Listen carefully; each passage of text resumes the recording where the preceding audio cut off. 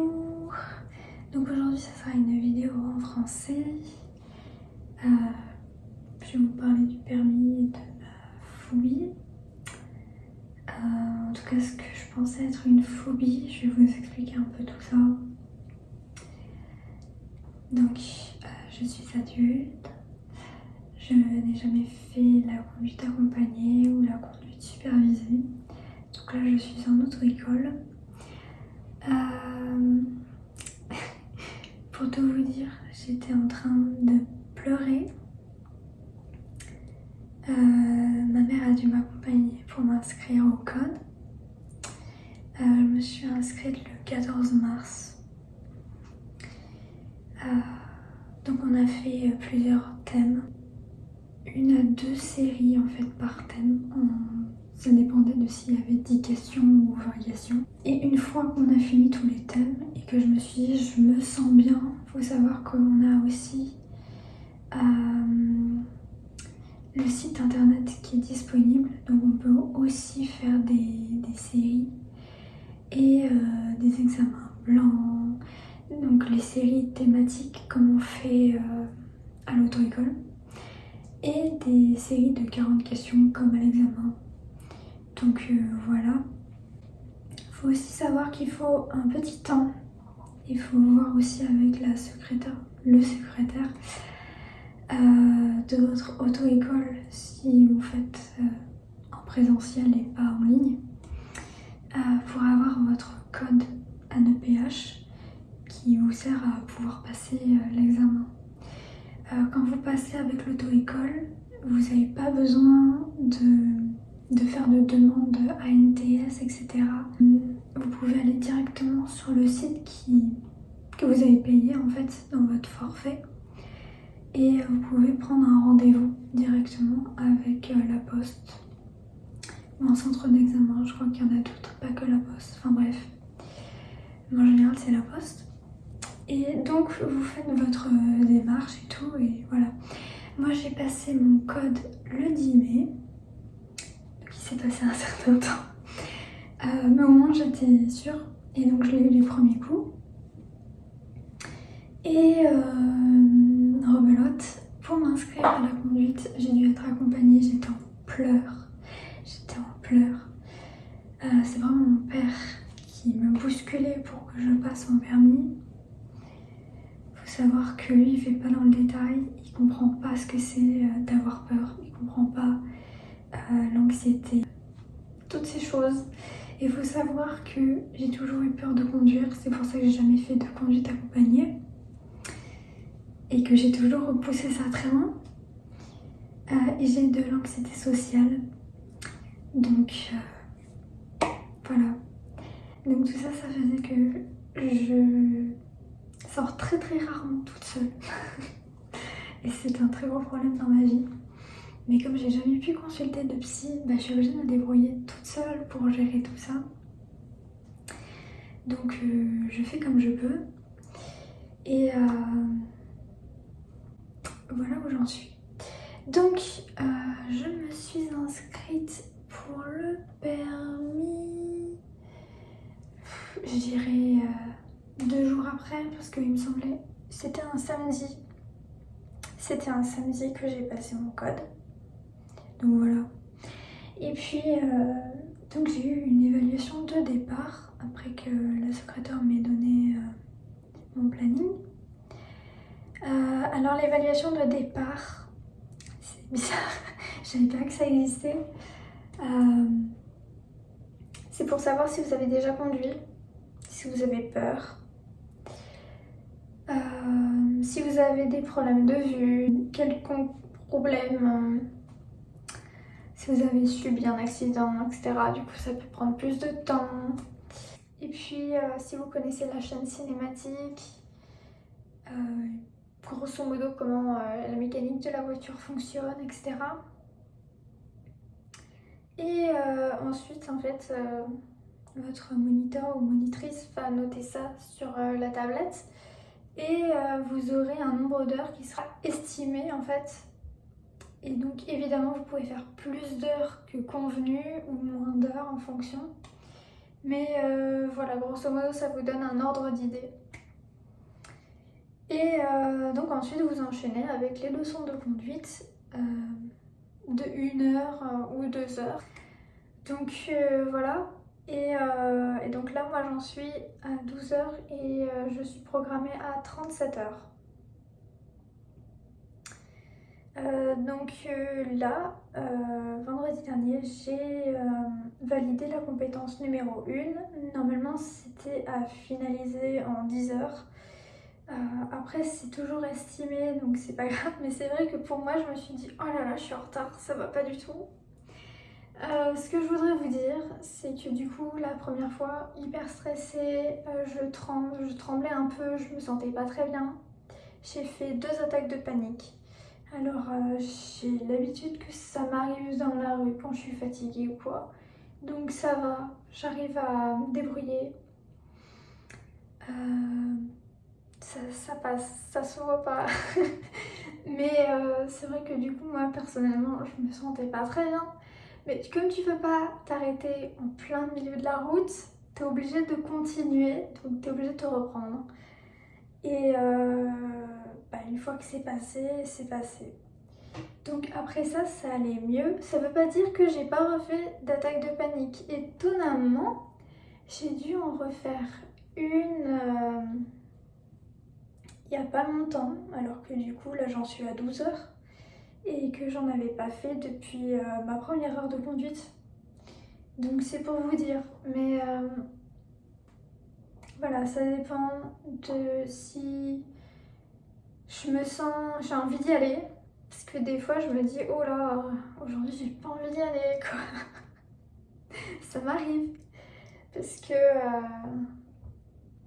parce que je pense que c'est toujours pas forcément mon truc à moi de me dire que je vais conduire. J'adore ma monitrice, elle est adorable. Elle m'aide beaucoup à me déstresser, j'ai de la chance, je n'ai qu'elle. Je sais aussi, parce que j'ai eu ma convocation pour l'examen, que si rien ne change, je ne passerai pas avec elle mon examen. Donc il va falloir que je me prépare mentalement aussi à avoir quelqu'un d'autre, en plus de l'inspecteur. Mais voilà.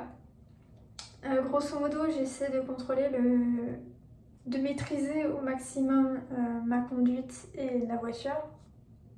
J'ai beau avoir validé la compétence numéro 1, je ne maîtrise pas encore le freinage bien en douceur tout le temps, ça dépend des fois. Je démarre pas forcément toujours très dynamique, ça aussi c'est un problème. Il faut que je rétrograde plus dynamique aussi.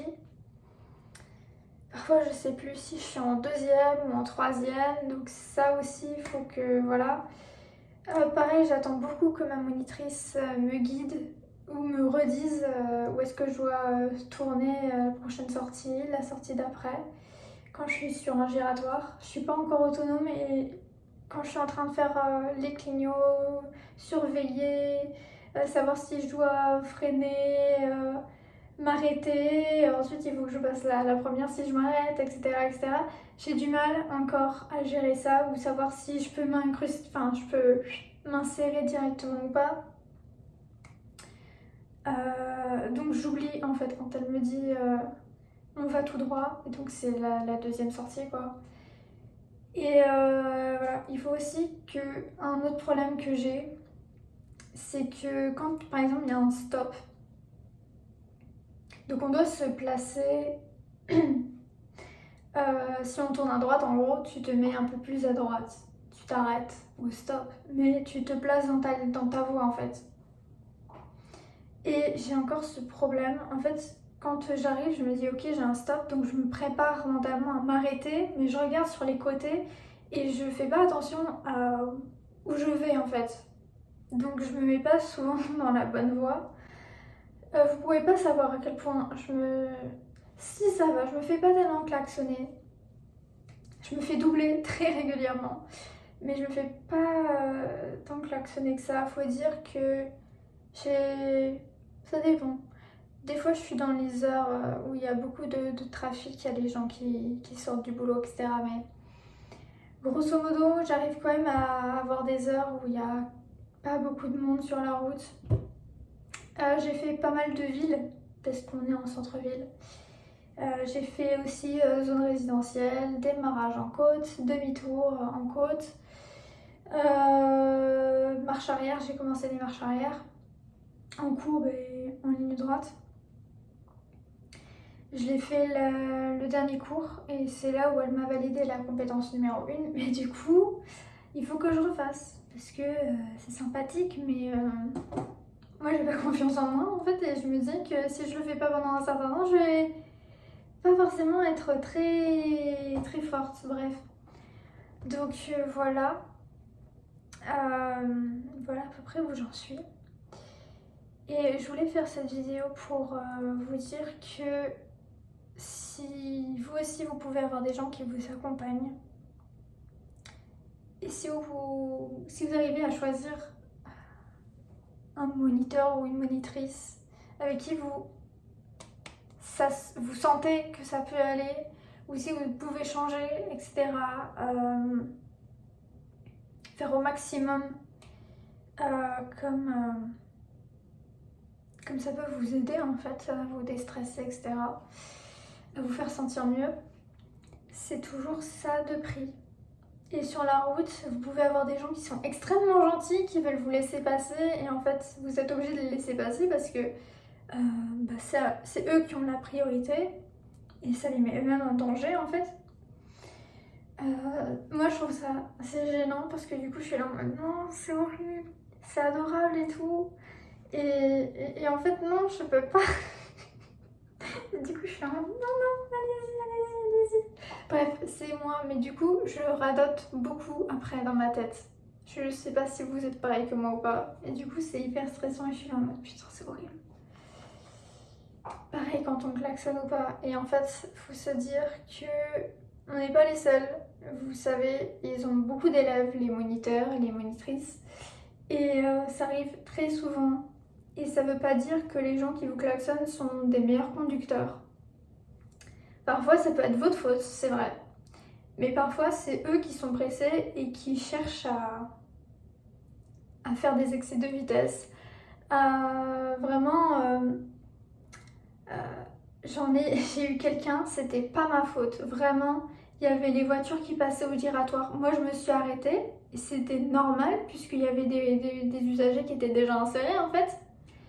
Et c'est la priorité à gauche dans les giratoires. Et il y a vraiment un camion qui m'a klaxonné. Et c'était pas moi en fait, c'est juste lui. Et puis vous êtes là pour apprendre. Il faut se dire que même si j'ai validé la compétence au bout de 12 heures et que encore je maîtrise pas, mais j'ai encore plein d'heures en fait à faire et s'il y a besoin d'en avoir plus, et bien j'en aurai d'autres.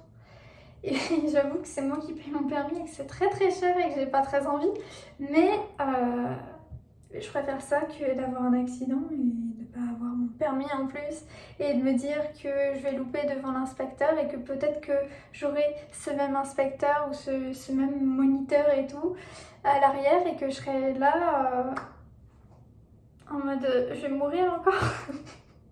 Bref, donc voilà, sachez que je suis avec vous et qu'on va y arriver. Et après, honnêtement, ça va très très vite. Ça va très très vite. Donc, vous inquiétez pas. Vous inquiétez pas. Je me rassure en même temps parce que honnêtement, j'ai conduit demain. Et je me dis qu'il faut que je me prépare. C'est très étrange. Mais je me dis qu'il faut que je me prépare. Il faut que je regarde toutes mes observations, tout ce qu'il faut que je refasse. Il faut que j'arrive demain à maîtriser au maximum et continuer. Si j'arrive à maîtriser, il faut que je maîtrise sur toute la ligne. Il faut que ça soit un automatisme. Et donc là, je vais essayer de faire ça. Et je sais que je vais avoir un nouveau challenge demain, pardon. Et donc, c'est pour m'aider à automatiser toutes les erreurs que je peux encore faire. Parce que comme j'aurai autre chose sur lequel me focaliser, je serai obligée de tout faire en même temps. Et apparemment, je suis plutôt forte pour faire ça. Parce que quand il y a beaucoup de trafic, je suis beaucoup plus dynamique pour réagir. Parce que je suis hyper stressée. Donc, écoutez, si vous êtes comme moi et que vous arrivez quand même à gérer au maximum votre stress, ça peut le faire. Voilà, je pense que je vais vous laisser et je vous reprendrai plus tard quand j'aurai fait d'autres heures de leçon, voire quand je serai à la fin. Ça me stresse un peu de penser à ça. C'est pour ça que je pense que vous et moi, on a besoin de se détendre et vraiment de se focaliser sur le présent. Pareil pour moi, il faut que je regarde devant moi quand j'ai un stop ou un giratoire et qu'il faut que je me place correctement. Voilà, il faut regarder devant soi et on verra les choses qu'il faut regarder après. J'espère que j'ai pas l'air trop stupide. Il faut prendre les choses petit à petit et ça va le faire. Voilà, merci de m'avoir écouté.